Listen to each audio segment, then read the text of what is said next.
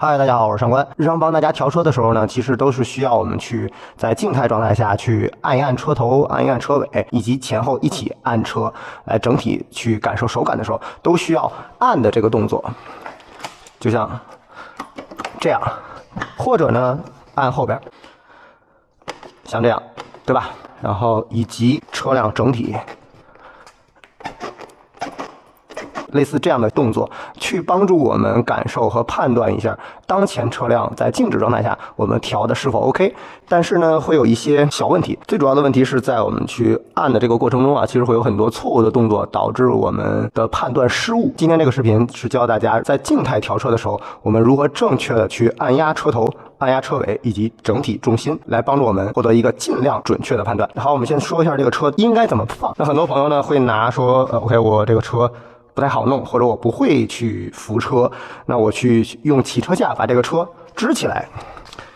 但是这样呢会有一个问题，你如果不管是用前起还是用后起，甚至前后起一起架起来，其实都会破坏这个车整体的平衡。如果单用一边呢，就会破坏，比如说车头低车屁股高，那或者是前起呢一般不会这么用啊，然后车头高车屁股低，然后如果你是两个前后起车架一起呢，其实会把避震器让它去有一定的压缩，那对我们去判断也不太准。所以静态状态下我们去压车的时候，我们最正确的要求就是车直立，前后轮落地。所以起车架我们并不需要，这个状态下就属于前后轮落地。怎么直立呢 ？OK， 扶起来就好了。所以今天我们先说一下去压车头判断回弹的时候，我们应该具体怎么去操作。那前后轮落地，车保持直立，给它扶起来。如果你很担心这个车往对向倒的话，你可以找一个朋友站在这一侧，然后帮你这个做个保险，万一倒过去的话 ，OK， 那让它扶一下，其实就没有事了，因为这边会有侧踢嘛，对吧？我们需要做的动作是捏住前刹车不松，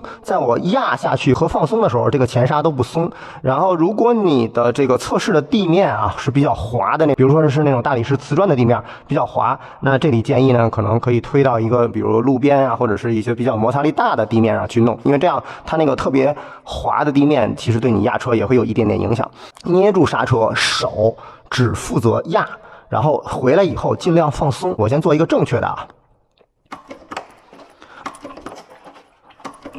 OK， 这个是正确的。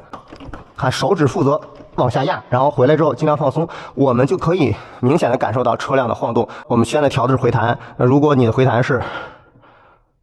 这样啊，有明显的二次晃动，那我们就应该增加回弹阻尼，去拉住它，要下上干净利索，下上干净利索。会有一些朋友呢，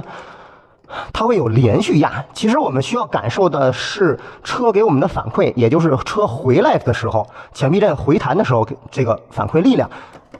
对吧？你得等它很干脆的完成了这个动作，我们再去压第二次。所以正常的应该是大概间隔1-2秒，我们再去压第二次，比如这样。OK， 感受完了，再来一次。如果你没感受到 ，OK， 再来，以此类推。但你不可以这样。这样你是什么都感受不出来的，因为你其实在破坏它的回弹感觉，然后你再一直压，那你可能这样压的话，只能感受到压缩的这个强弱。OK， 这个不是我们去测量回弹的一个正确手法，不可以连续压，